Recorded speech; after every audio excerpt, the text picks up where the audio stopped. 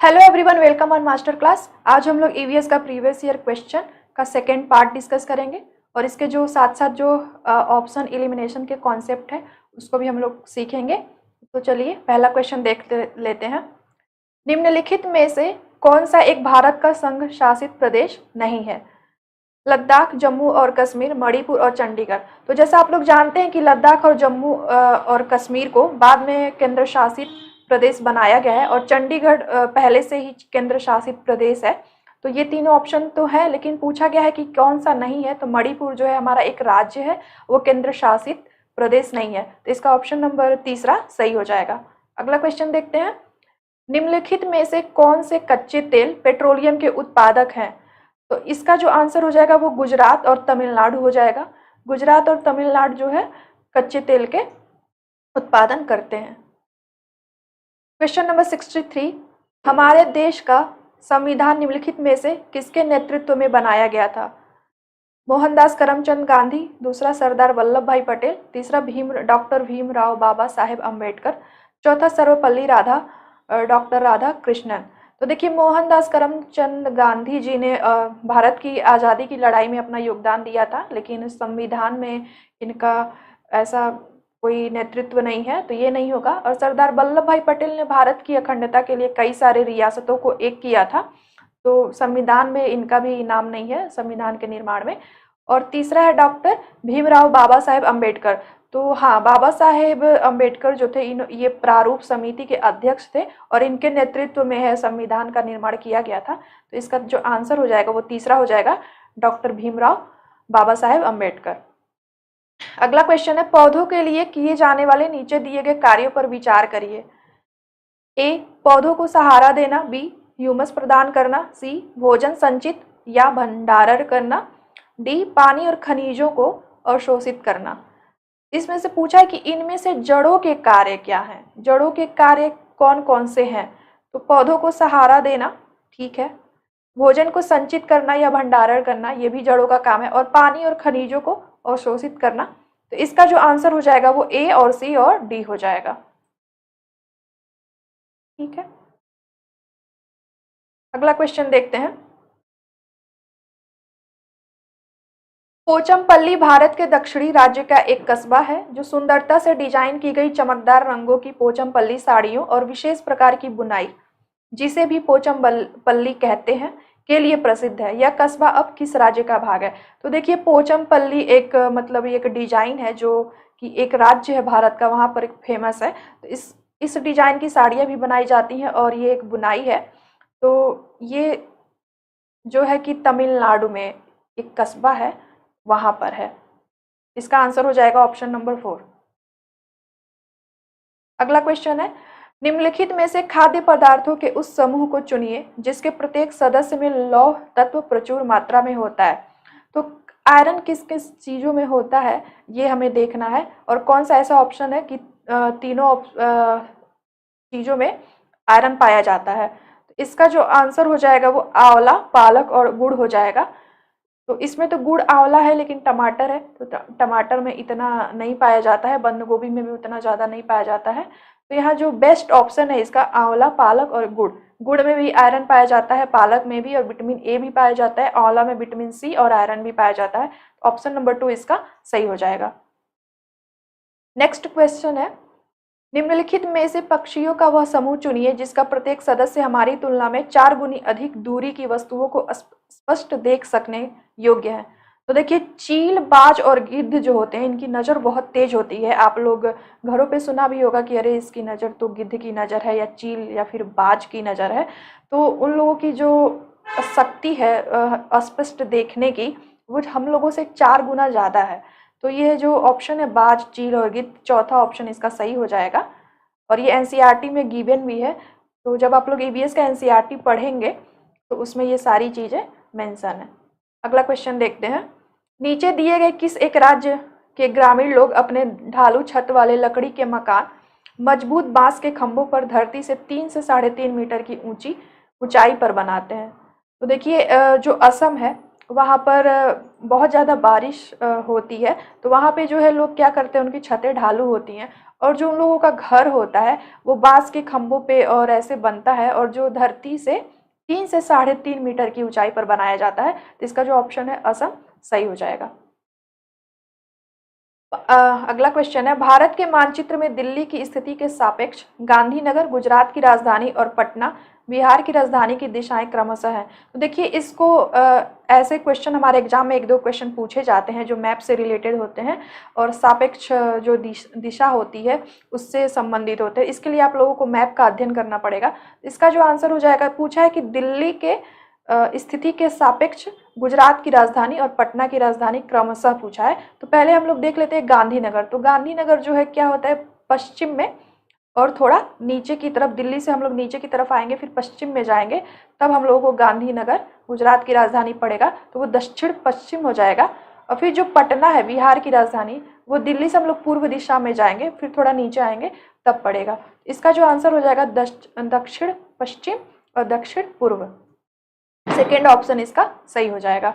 अगला क्वेश्चन है, निम्नलिखित में से किसने मटर के पौधों के साथ प्रयोग किए और यह पाया कि मटर के पौधों में कुछ ऐसे लक्षण होते हैं जो जोड़ियों में पाए जाते हैं, जैसे चिकने या खुरदुरे, लंबे या बौने, पीले या हरे आदि। तो मटर का जो एक्सपेरिमेंट मटर पर जिन्होंने किया था बहुत फेमस है, वो आप लोग नाम भी सुने होंगे। इसका जो आंसर हो जाएगा, यहाँ पर ग्रेगर है और यहाँ पर ग्रेगोर है। इंग्लिश और हिंदी में थोड़ा सा अंतर पाया जाता है जब ट्रांसलेशन किया जाता है, तो ट्रांसलेशन में थोड़ा प्रॉब्लम है। तो इसका जो आंसर हो जाएगा दूसरा, ग्रेगोर जॉहन मेंडल। अगला क्वेश्चन है, निम्नलिखित में से कौन सा एनसीएफ 2005 के अनुसार ईवीएस पाठ्यक्रम में सुझाए गए 6 विषयों में से एक है। तो देखिए एक टॉपिक है जो ईवीएस का है, एक टॉपिक जिसमें 6 थीम है और उसके कुछ सब थीम है। तो उसमें जो है शेल्टर है, वाटर है, फूड है, things we make and do है और ट्रेवल भी है और फ्रेंड्स भी है। तो इन सारे ऑप्शन में देखिए 6 थीम है, उनमें से ये है लास्ट वाला जो 6वां थीम है, वो ये है चीज़ें जो हम बनाते हैं और करते हैं। ये इसका सही हो जाएगा। अगला क्वेश्चन है, उपाख्यान अभिलेखों में क्या नहीं दर्ज करना चाहिए। देखिए जब भी हम कोई एनेक्डोटल रिकॉर्ड्स जब बनाते हैं तो उसमें क्या क्या दर्ज होता है और क्या क्या नहीं दर्ज होता है। तो मजबूतियों और कमजोरियों की पहचान करना ये दर्ज होता है और बच्चे की रुचियों और संबंधों आदि की पहचान करना ये भी दर्ज होता है। लेकिन जो पहला ऑप्शन है ए, मुख्य रूप से समस्याग्रस्त स्थितियों की पहचान करना, तो ये नहीं दर्ज किया जाता है। समस्याग्रस्त स्थिति का पहचान करने के लिए ये दर्ज नहीं किया जाता है। और जो बी है, निर्णय वाले कथनों को लिखना, तो ये भी नहीं दर्ज किया जाता है। तो जो ए है और जो बी है ये दर्ज नहीं किया जाता है। तो किस ऑप्शन में ए और बी है, ये यहाँ पर है, पहला ही ऑप्शन है इसका। तो ये सही हो जाएगा। पूछा है क्या नहीं दर्ज करना चाहिए, तो ये दोनों ऑप्शन जो है नहीं दर्ज करना चाहिए, बाकी ये दोनों दर्ज करना चाहिए। तो इसका ए और बी नहीं दर्ज करना चाहिए, तो ये आंसर इसका हो जाएगा। अगला क्वेश्चन है, आप एक एकीकृत ईवीएस कक्षा के लिए कैसे योजना बनाएंगे। पहला, एक पाठ में 2 या अधिक विषय क्षेत्रों को मिलाएंगे। दूसरा, अलग योजनाओं में सभी विषयों को अलग करेंगे। तीसरा, विज्ञान और सामाजिक विज्ञान के लिए अलग अध्यापकों का प्रबंध करेंगे। चौथा, पर्यावरण विज्ञान के लिए अलग अध्यापक का प्रबंध करेंगे। देखिए ईवीएस एक ऐसा सब्जेक्ट है जिसे अलग अलग अध्यापक नहीं बल्कि एक ही अध्यापक पढ़ाते हैं, तो इसमें अलग टीचर रखने का कोई प्रबंध नहीं है। ईवीएस जो है प्राइमरी तक होता है और उसके बाद भी होता है, इसके लिए एक ही टीचर होते हैं। तो जो लेसन प्लान बनाता है वो क्या करता है, एक पाठ में 2 या अधिक विषय क्षेत्रों को शामिल करता है। तो जब भी हम लोग बनाएंगे पाठ योजना, तो उसमें एक पाठ में 2 या अधिक विषय को क्षेत्रों में शामिल करेंगे। अधिक विषय क्षेत्रों को एक सब्जेक्ट में एक पाठ योजना में शामिल करेंगे। इसका पहला सही हो जाएगा।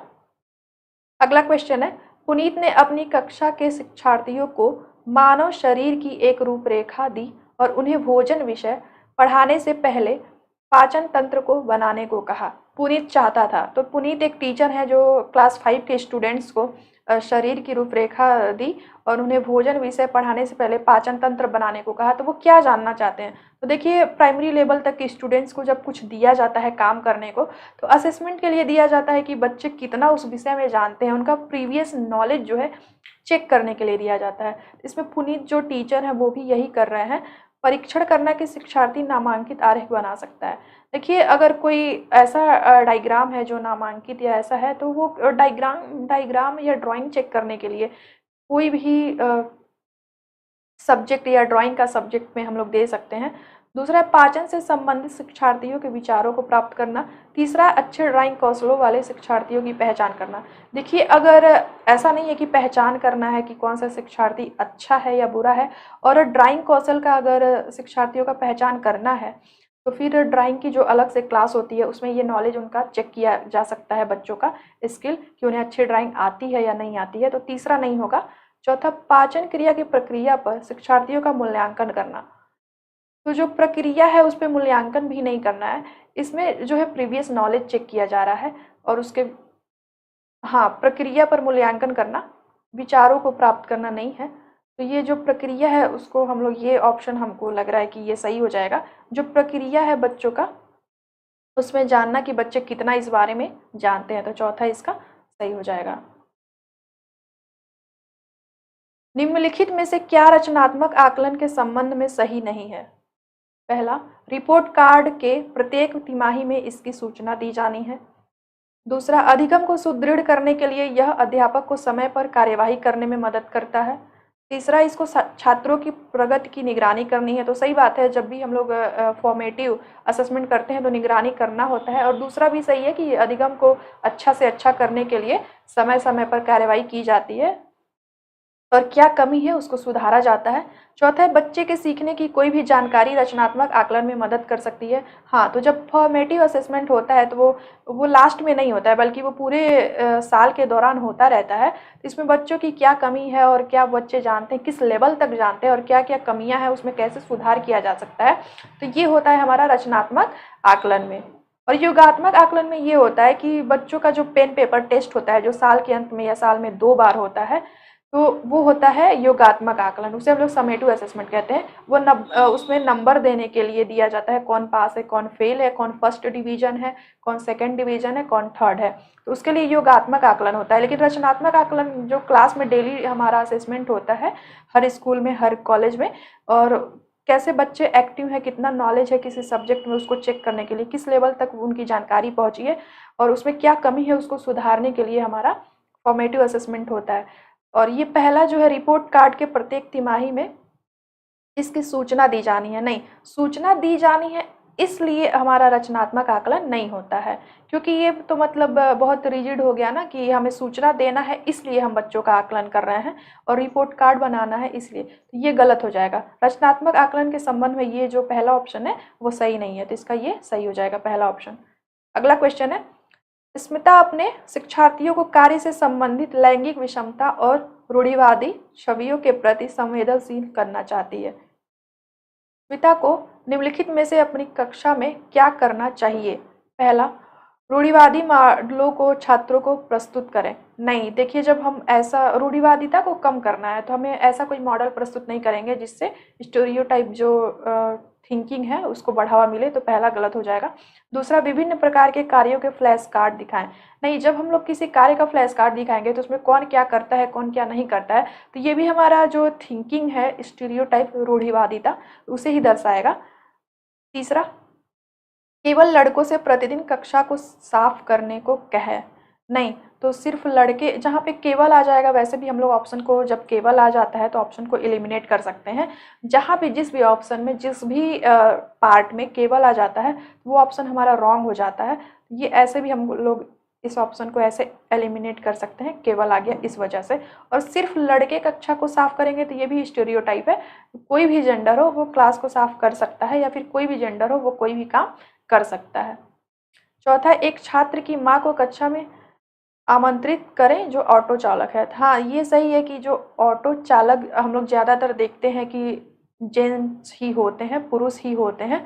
तो अगर हम किसी की माँ को लाएंगे क्लास में तो हम लोग उसे ये सिखाएंगे बच्चों को कि ज़रूरी नहीं है कि कोई पुरुष ही कोई मेल ही हमेशा ऑटो चलाए या बस चलाए या ट्रक चलाए या जहाज चलाए, बल्कि महिलाएं भी ये कार्य कर सकती हैं। ये चौथा सही हो जाएगा। रूढ़िवादिता को अगर कम करना है तो ये अच्छा ऑप्शन है।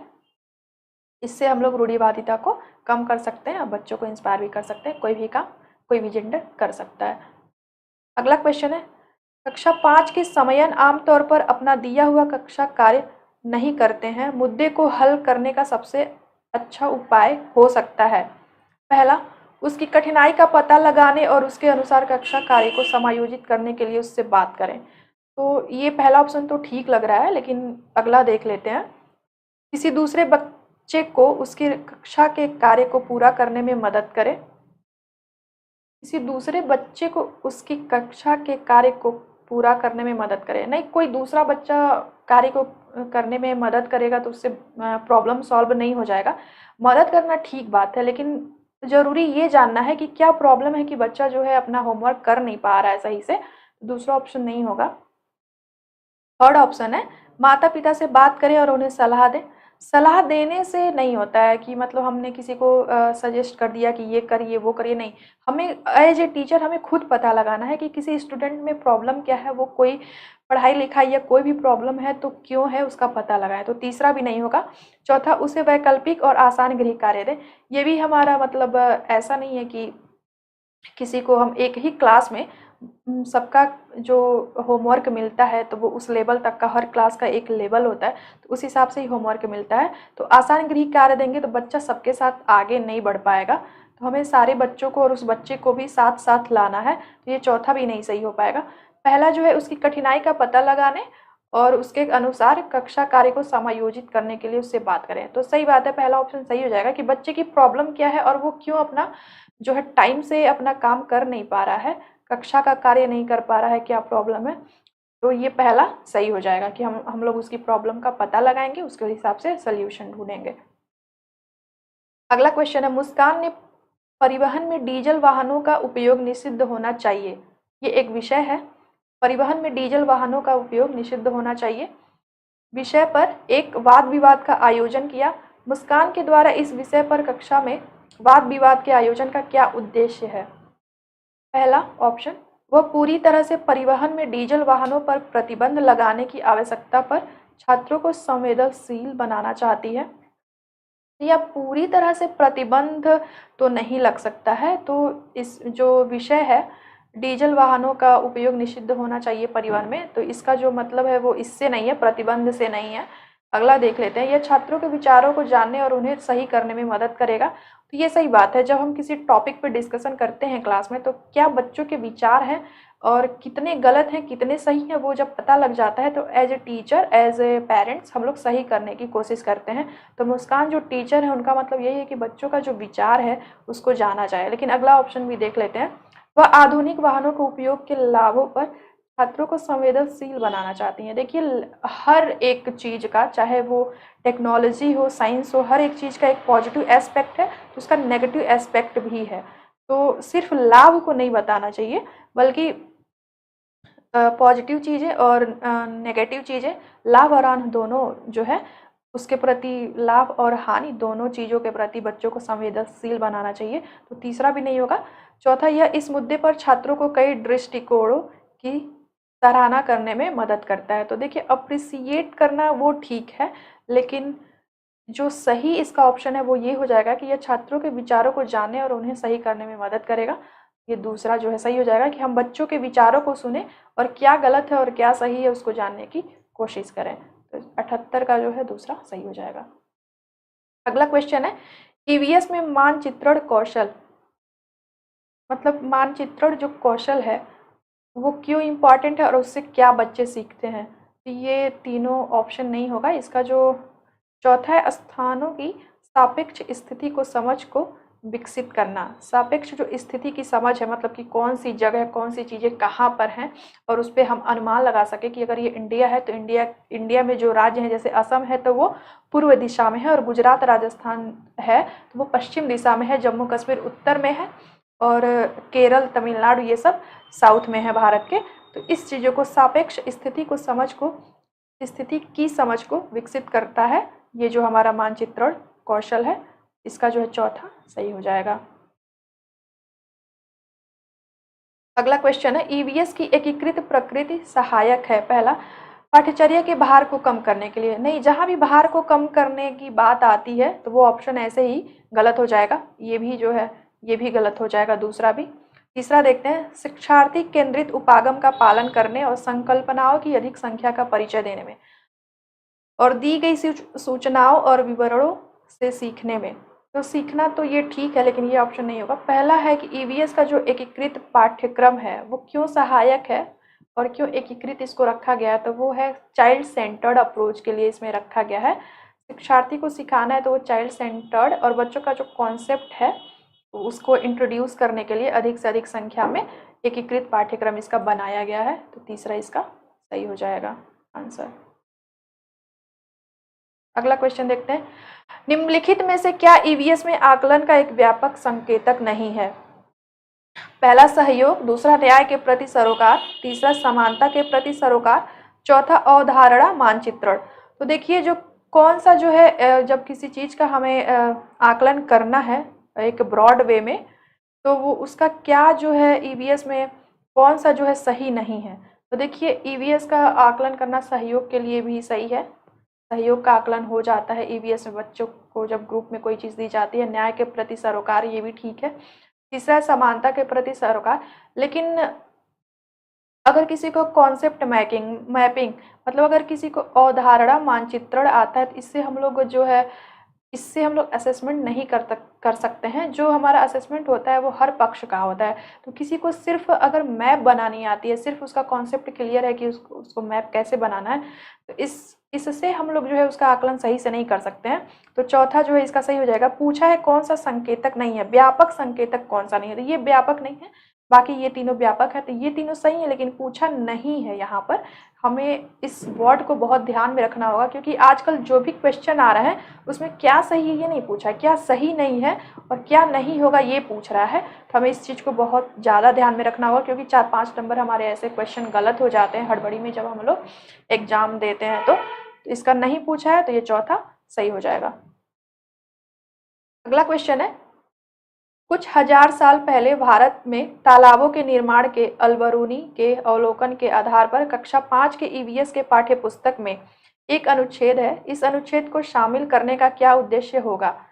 ऑप्शन ए है, यह इतिहास के स्रोतों की पहचान करने में शिक्षार्थियों की मदद करता है। बी, यह शिक्षार्थियों को उनके अवलोकनों की रिकॉर्डिंग में सुधार करने में मदद करता है। सी, यह शिक्षार्थियों को कुछ 1000 साल पहले भारत में मौजूद तकनीकी की सराहना करने में मदद करता है। डी, यह शिक्षार्थियों को इतिहास में साक्ष्य की भूमिका की सराहना करने में मदद करता है।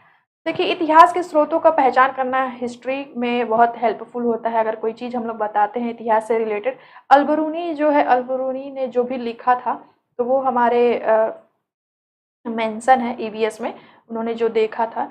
तो यह जो है पहला सही हो जाएगा, इसके लिए वो मदद करता है। लेकिन ये जो रिकॉर्डिंग में सुधार, देखिए हिस्ट्री की चीज़ें हैं तो हम लोग उसमें सुधार नहीं कर सकते हैं कोई भी चीज़, लेकिन हाँ सीख सकते हैं। तो ये जो है हमारा गलत हो जाएगा। तो तीसरा सही हो जाएगा और डी भी सही हो जाएगा। तो ए, सी और डी जो है हमारा सही हो जाएगा। ऑप्शन नंबर 2 ए, सी और डी हमारा सही हो जाएगा। अगला क्वेश्चन है, अपनी कक्षा में 50 से अधिक छात्रों के साथ वाणी उन्हें एक ऐसी गतिविधि में जोड़ना चाहती है जिसमें सीखने को बढ़ाने के लिए अधिकतम संख्या में इंद्रियां शामिल हो। निम्न में से कौन सा क्रियाकलाप उपरोक्त कार्य के लिए ठीक होगा? पहला, कौशलों के प्रदर्शन के लिए समुदाय से संदर्भ व्यक्तियों को आमंत्रित करना। तो सिर्फ कुछ लोगों को संदर्भ व्यक्तियों को आमंत्रित करेंगे तो इससे नहीं होगा। दूसरा है कि समूह चर्चा को प्रोत्साहित करना। तो देखिए, चर्चा को जब हम लोग प्रोत्साहित कर रहे हैं तो उसमें सिर्फ हम बोल रहे हैं, इसमें सारे हमारे जो इंद्रियां हैं वो एक्टिवेट नहीं हो रहा है, वो एक्टिव नहीं रह रहा है, तो दूसरा भी नहीं होगा। तीसरा, उचित एवी साधन के लिए स्मार्ट कक्ष का प्रयोग करना। और चौथा, नज़दीक के स्थान के लिए क्षेत्र भ्रमण का आयोजन करना। देखिए, जो रियल सिचुएशन है वो बहुत ज़्यादा सही रहता है बच्चों को कुछ सिखाने के लिए, क्योंकि वहाँ पे बच्चे अपना पूरा ध्यान लगाते हैं, अपना महसूस भी करते हैं, बोलते भी हैं, देख कर छूते भी हैं और आँख से देखते भी हैं और सुनते भी हैं, उसे ऑब्जर्व करते हैं। तो ये चौथा जो ऑप्शन है भ्रमण का, वो सबसे ज़्यादा बेस्ट ऑप्शन है, तो ये सही हो जाएगा।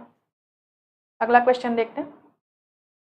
इकरा अपने शिक्षार्थियों को ईवीएस में समाचार पत्रों और पत्रिकाओं को पढ़ने के लिए क्यों प्रोत्साहित करती है? पहला, यह मनोरंजक संसाधन उपलब्ध है। देखिए, मनोरंजन के लिए पत्र पत्रिकाओं को पढ़ने के लिए, समाचार पत्रों को पढ़ने के लिए जो है कोई टीचर नहीं कहेगा, मनोरंजन के लिए नहीं है, तो ये पहला गलत हो जाएगा। दूसरा, ये शिक्षार्थियों को उनके अपने संसार से जुड़ने में सहायता करते हैं। तीसरा, ये शिक्षार्थियों को स्वतंत्र बनाने में सहायता करते हैं। चौथा, ये शिक्षार्थियों को प्रतिस्पर्धी बनाते हैं। तो प्रतिस्पर्धी बनाने के लिए हम लोग कोई काम नहीं कराते हैं स्टूडेंट से, और स्वतंत्र तो ठीक है, बच्चे ऐसे भी स्वतंत्र रह सकते हैं, लेकिन जब भी कोई पत्र पत्रिका और समाचार पत्र हम लोग पढ़ने के लिए कहते हैं स्टूडेंट्स को, चाहे वो छोटा हो या बड़ा हो, इसका मतलब है कि संसार से जुड़ने में ये सहायता करता है।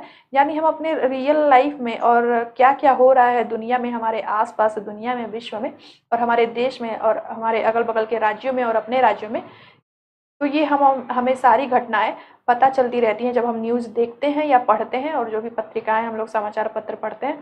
तो ये जो दूसरा ऑप्शन है वो सही हो जाएगा। इसीलिए वो प्रोत्साहित कर रही हैं कि बच्चे संसार से जुड़े रहें और जो भी नॉलेज है, जो भी उनके ज्ञान में अधिकता पाई जाए। तो दूसरा इसका सही हो जाएगा। अगला क्वेश्चन है, पर्यावरण अध्ययन में प्रश्न करने की एक युक्ति के रूप में उपयोग किया जाता है।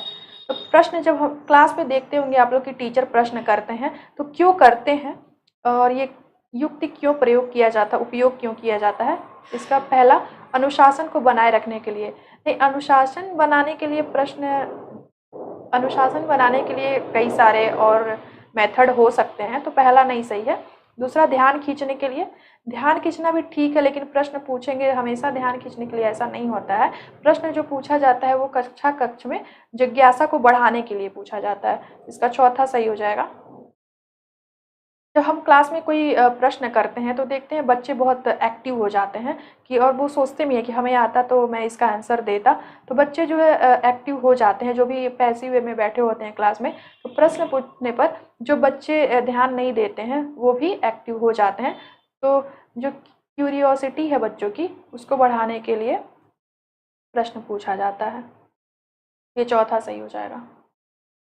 अगला क्वेश्चन है, नीचे दिए गए कौन से एक राज्य में तोरांग का अर्थ है जंगल?